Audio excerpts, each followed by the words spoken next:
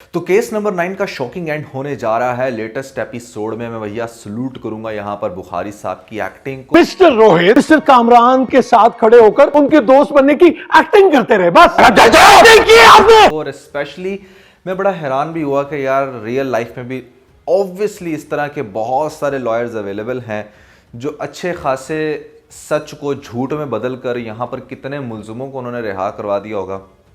कितने लोग इस टाइम बिहाइंड द बार्स जो होने चाहिए बाहर हैं और वो बाहर रहकर इस तरह की अगेन बड़ी से बड़ी एक्टिविटीज़ करते चले जा रहे हैं, क्राइम करते चले जा रहे हैं। क्योंकि आपने देखा कि लेटेस्ट एपिसोड में बुखारी साहब ने कैसे सारी सिचुएशन को पलट के रख दिया।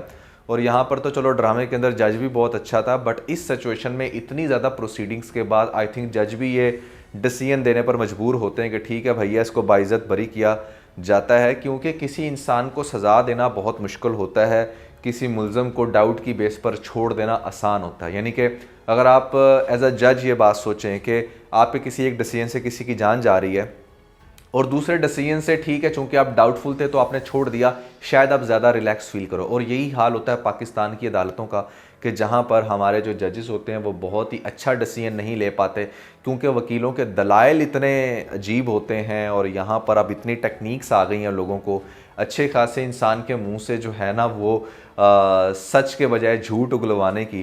तो ये चीज़ आपको बड़े ही अच्छे अंदाज में लेटेस्ट एपिसोड में दिखाएगी। और अब जो मैं आपको इस ड्रामे का एंड बताने जा रहा हूँ जो आपको दिखाया जाएगा कुछ एपिसोड्स के बाद, वो आपको मज़ीद चीज़ हैरान कर देने वाली है। तो क्या होगा इस ड्रामे का एंड, कैसी लगी मुझे लेटेस्ट एपिसोड, इन सभी क्वेश्चंस के आंसर तो मैं ज़रूर दूंगा। लेकिन पहले आप लोगों से सिर्फ इतनी रिक्वेस्ट है कि मेक श्योर करेंगे चैनल को सब्सक्राइब, क्योंकि यहाँ पर पाकिस्तानी ड्रामास के बहुत ही अच्छे रिव्यूज़ दिए जाते हैं। PK Luxus. We don't sell crap. तो स्टार्टिंग विद यहाँ पर जिस तरीके से रोहित ने पहली तो बात है कि भैया बयान दिया है, मुझे लग रहा था कि शायद कोई डाउटफुल स्टेटमेंट देगा, बट यहाँ पर हुआ मैं गलत क्योंकि उसने स्ट्रेट अवे अपने ज़मीर की आवाज़ सुनी और उसने बता दिया कि हाँ यहाँ पर उसके दोस्त ने जो है वो उस रात ये गलत किया। जवाब यही है योर ऑनर, ये सब झूठ है और शहर का इल्जाम सच है। मेरा क्वेश्चन आज भी वही है और जो क्वेश्चन अब बुखारी साहब को करते हुए दिखाया गया, ये बात मैंने आज से 4-5-6 हफ्ते पहले कर दी थी कि यार रोहित की ठीक है एक आप कह लें कि उसकी गवाही बड़ी इंपॉर्टेंस रखती है इस केस में, but that can't help to shut this case. मतलब भाई आपने रेप होते हुए तो नहीं देखा ना, आप तो जब गए तब तक वो वहां पर लेटी हुई थी, आपको क्या पता वो वहां पर फाइट हुई है इस वजह से लेटी हुई थी या वो बेचारी वॉशरूम के अंदर फिसल गई थी, हुआ क्या आपने तो नहीं देखा ना। आप जिस टाइम वो रेप हो रहा था कि क्या आप उस टाइम देख रहे थे? और अगर आप देख भी रहे थे तो इस बात का क्या प्रूफ है कि आप सच बोल रहे हो या झूठ बोल रहे हो? तो रेप केस में किसी की गवाही हेल्प ज़रूर कर सकती है लेकिन वो किसी भी केस को क्लोज नहीं कर सकती। तो वही चीज़ वही टैक्टिक्स यहाँ पर बुखारी साहब ने भी जो है वो अप्लाई की कि भाई क्या आपने रेप होते हुए देखा? तो वो वहाँ पर सोच में चला गया कि हाँ रेप होते हुए तो मैंने नहीं देखा, मैंने यही देखा था कि उसकी कंडीशन ऐसी थी। यहाँ पर बुखारी साहब को थोड़ा सा ऐड कर देना चाहिए था, ऐसा भी तो हो सकता है कि दोनों के दरमियान हाथापाई हुई हो, ऐसा भी तो हो सकता है कि वो गिर गई हो वॉशरूम से, या फिर कोई और ऐसा भी तो हो सकता है कि वो जानबूझ के गिरी हो। आपको शायद इस बात का अंदाज़ा नहीं है कि रियल लाइफ के अंदर बहुत सारी ऐसी लेडीज़ हैं जो अपने कपड़े जानबूझकर फाड़ कर जाती हैं पुलिस स्टेशन में किसी मर्द के खिलाफ FIR कटवाने। अब तो ये मामला काफ़ी कम हो गया है लेकिन मुझे बहुत अच्छे से याद है ठीक आज से 10 साल पहले ऐसे बहुत सारे केसेस रजिस्टर्ड होते थे पुलिस में जाकर कि जी औरतें अपने कपड़े फाड़ कर चली जाती थी। मेरे चाचू की एक दफ़ा फ़ाइट हुई साथ वाली आंटी के साथ, ठीक है, जो हमारे घर के बिल्कुल साथ रहती थी। तो उस औरत ने क्या किया, अपने कपड़े यहाँ से फाड़े बिल्कुल छाती के पास से और चली गई पुलिस में और वहाँ पर जाकर उसने कंप्लेन कर दी। पुलिस वाले तो मतलब वो तो अकल के टोटली अंधे होते हैं, उन्हें तो पता नहीं, वो तो लड़की को देखकर औरत को देखकर पागल हो जाते हैं कि हाय हाय जुल्म हो गया। और वो फ़ौरन से आए भागे और आकर उन्होंने मेरे चाचू को अरेस्ट कर लिया और फिर बाद में फिर बड़ा सुलह सफाई करनी पड़ी, उस औरत के सर पे दुपट्टा डालना पड़ा जो कि कैरेक्टर वाइज बहुत बुरी थी और ये बात पूरा मोहल्ला जानता था। बट बात करने का मकसद ये है कि ये वाले केसेस भी तो हो रहे हैं ना, बहुत ज़्यादा हो रहे हैं। तो यहाँ पर किसी भी चीज़ को आप ये नहीं कह सकते कि हाँ फलां की स्टेटमेंट से ये बात वाज़े हो जाती है कि उसने रेप किया। हमें इस ड्रामे के अंदर पता है कि उसने रेप किया, आप जस्ट इसको बिल्कुल न्यूट्रल माइंड से देखें कि रियलिटी में क्या कुछ हो रहा होगा।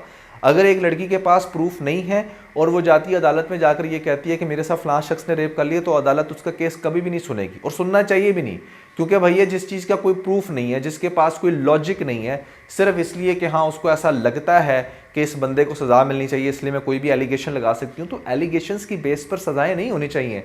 प्रूफ्स की बेस पर, फैक्ट्स एंड फिगर्स की बेस पर सजाएं होनी चाहिए। Now coming back to the point कि यहाँ पर जिस तरीके से रोहित ने स्टैंड लिया उसको बड़ा सलूट जाता है, एक प्योर जेंटलमैन की शक्ल उसने इख्तियार की और यहाँ पर उसने फाइनली अपनी वाइफ का दिल भी जीत लिया। घर चलो। अच्छा होता कि वाइफ उसको इतना फोर्स ना करती। लेटेस्ट एपिसोड में ऐसा लग रहा था कि जिस टाइम जब वो उसके पास जाकर पूछता है कि क्या चलें अब घर, तो वो आगे से कहती है कि हाँ अब चलें। दैट मीन्स कि जैसे उसने बड़ा फोर्स किया था या उस बेचारे का रिलेशन आड़े आ गया था। उसके सेल्फ ज़मीर ने उसकी मलामत नहीं की, उसकी अपनी सोच ने उसको ये आइडिया नहीं दिया कि उसको सच बोलना चाहिए, बल्कि वो बेचारा अपनी फैमिली के हाथों बड़ा मजबूर था। समझ रहे हैं ना मेरी बात? ये फिलर ना देती उसकी वाइफ तो बहुत अच्छा था, लेकिन बुखारी साहब ने जो गेम डाली है ना, literally that was very interesting. कि यहाँ पर उसने कहा कि वाइफ इसकी मिली हुई थी सहर के साथ और हस्बैंड यानी कि रोहित मिला हुआ था इसके साथ, क्योंकि इन दोनों का प्लान ये था कि बेसिकली यहाँ पर हाँ वो हस्बैंड वाइफ यानी कि किरण और कामरान चूँकि बिजनेस के मेन पार्टनर्स हैं और दोनों का शेयर मिलाकर इनके शेयर से बड़ा बनता है, तो क्यों ना इन दोनों को ही तोड़ दिया जाए। पहले होगी डिवोर्स और उसके बाद ये बंदा जाएगा जेल में, तो कंपनी का सारा होल्ड तो आ जाएगा तुम्हारे पास। लेकिन इन लोगों ने ये तो सोचा ही नहीं होगा कि यार जो बंदा इतना जेंटल है, जहां पर उसने गलत स्टेटमेंट नहीं दी अपने बिजनेस को बचाने के लिए, वहां पर वो और भी तो बहुत बड़े काम कर सकता है, जो कि अब वो कर रहा है। पहला उसने स्टेप ये लिया कि जैसे ही उसने ये सुना कि यहाँ पर अदालत में मेरे पे इल्ज़ाम लग चुका है कि वो इस बिज़नेस के अंदर मेन होल्डिंग में रहना चाहता है, तो उसने फ़ौरन से अपना पैकअप किया और बिज़नेस छोड़ दिया। अब आप लोग सोच रहे होंगे कि रोहित के बिज़नेस छोड़ के जाने पे यहाँ पे कामरान की इतनी क्यों फट रही है, वो क्यों बेचारा इतना परेशान हो रहा है। मना का मसला बना रहे हैं, लेट्स मूव ऑन। वो इसलिए परेशान हो रहा है क्योंकि किसी भी इंसान को बहुत अच्छे से पता होता है कि अगर उसके बिज़नेस में कोई ऑनेस्ट पार्टनर है तो ये उसके लिए किसी जेम से कम नहीं है। रोहित ना सिर्फ उसका पुराना दोस्त था, बल्कि वो बिजनेस को कामरान से ज़्यादा अच्छे तरीके से लेकर चल रहा था और जिसकी वजह से कामरान भी इंजॉय कर रहा था। भले वो ज़्यादा शेयर्स रखता है, लेकिन फिर भी उसको इस बात का बहुत अच्छे से अंदाज़ा है कि मेरा CFO एज ए CEO मेरे से ज़्यादा अच्छा काम कर रहा है। तो इस वजह से एक तो वो उसको नहीं छोड़ना चाहता, दूसरी बात यह है कि उसको ये पता है कि अगर कोई और बंदा आएगा तो यहाँ पर कंपनी में घपला कर सकता है, तीसरी बात यह कि मैं तो जेल जाने वाला हूँ, मुझे बाद में ये अगर फाइनेंसेस की ज़रूरत पड़ेगी मुझे या मेरी फैमिली को, तो वो कौन पे करेगा, वो कैसे होंगी। रोहित तो काम कर नहीं रहा, कंपनी बंद हो जाएगी, कंपनी बंद होगी तो मतलब जेल में तो मैं बैठा हूँगा ही, लेकिन मेरा कंपनी के बाहर दवालिया भी निकल जाएगा, मेरी फाइनेंशियल कंडीशन ज़ीरो हो जाएगी, मैं किसी खाते का नहीं रहूँगा। चाहे मेरी सजाए मौत तक कोई 10 साल भी हैं तो वो 10 साल भी मेरे हराम हो जाएंगे, क्योंकि भैया जेल में ठीक है आप जा रहे हो, लेकिन अगर आपके पास जेल से बाहर पैसा है तो अच्छा खाना तो आ जाएगा ना, कम से कम कोई 4 लोग तो मिल लेंगे ना, या आपके बच्चों का कोई अच्छा स्कूल तो नसीब हो जाएगा। ये सारी चीज़ें वो सोच रहा है और इसी वजह से वो बड़ा परेशान कि रोहित जा रहा है काम छोड़ के। उसको ये नहीं पता कि मैंने वकील को जो आइडिया दिया ना कि हाँ इसके ऊपर ठीक है सारी एलिगेशंस लगा दो, कंपनी के हवाले से शायद इस तरह मेरी बचत हो जाए, वो सारी चीज़ें भी रिवर्स हो गई हैं। और अब रोहित ने चूँकि काम छोड़ दिया और मनीषा तो वैसे उसके साथ हो गए कि हम अपनी कंपनी बनाएंगे, जितने माशाल्लाह टैलेंटेड तुम हो, तुम्हें कोई ज़रूरत नहीं है यहाँ पर कामरान के साथ काम करने की, तुम अपनी कोई भी स्ट्रैटेजीज़ बनाना जिसमें वो सक्सेसफुल होगा भी। तो पहला काम तो ये होने वाला है। दूसरा काम ये होगा कि मतलब यहाँ पर आपको दिखाया जाएगा कि ये भी हो सकता है कि रोहित को दोबारा अदालत में बुलाया जाए और वो इस दफ़ा मज़ीद कुछ फैक्ट्स एंड फिगर्स लेकर जाए, जिससे ये बात वाज़िया हो कि हाँ कामरान ही रेपिस्ट है। तीसरी बात ये कि आपको दिखाया जा सकता है कि जो किरण है उसने भले वो ड्राइव ली और वहाँ पर जाकर उसको फोर्स करके वो उससे ड्राइव ले ले। सोच रहे थे लोग, पूछ भी रहे थे कि भैया क्या ड्राइव वो दे देगी, तो ड्राइव इनिशियली तो नहीं देना चाहेगी, लेकिन बाद में वो ये कहेगा कि मैं डिवोर्स दे दूंगा या व्हाटएवर, या कुछ भी ऐसा लॉजिक दे सकता है। और ऐसी कंडीशन में डेफिनेटली माएँ अपने बच्चों को देखती हैं कि अगर बाप इस कंडीशन में हीट ऑफ द मोमेंट में कोई डिसीजन ले रहा है तो मैं इसको काम डाउन करती हूँ। जो भी सज़ा इसको अदालत में मिलनी है, कम से कम इसको ये तो नहीं होगा ना कि मेरी वाइफ ने फंसाया, तो वो रोएगी तड़पेगी, लेकिन उसके हाथ में डिवाइस दे देगी और वो उसके बाद जाकर तोड़ देगा, क्योंकि उसको इस बात का बहुत अच्छे से पता है कि वाइफ को सच पता चल चुका है। अब वाइफ उसके खिलाफ गवाही तो देगी, जब वो देखेगी डेफिनेटली कि यहाँ पर कामरान फिर से बड़ा स्ट्रॉन्ग हो रहा है, तो हो सकता है कि आगे जाके वो गवाही दे दे। और दूसरी बात यह है कि यहाँ पर आप बहुत सारे लोग गवाही देंगे, ना सिर्फ कामरान की वाइफ गवाही देगी लास्ट एपिसोड में जाके, बल्कि आपको ये भी दिखाया जाएगा कि जो शफीक है उसका जो आगे से SP है वो कुछ फैक्ट्स एंड फिगर्स ले गया है, जिससे वो ये बात वाज़ह कर देगा कोर्ट में कि हाँ मेरा इंस्पेक्टर जो शफीक है वो इतने लाखों रुपए ले चुका था। अच्छा, बाय द वे लाखों रुपए लेने से याद आया, जिस टाइम रोहित से ये क्वेश्चन होता है कि आपको कैसे पता कि इतना ढेर सारा पैसा कामरान ने जो है वो रोहित को दिया, तो वो पैसा उसकी कंपनी के पैटी कैश से निकला था। पैटी कैश का रिकॉर्ड हर कंपनी अपने पास रखती है।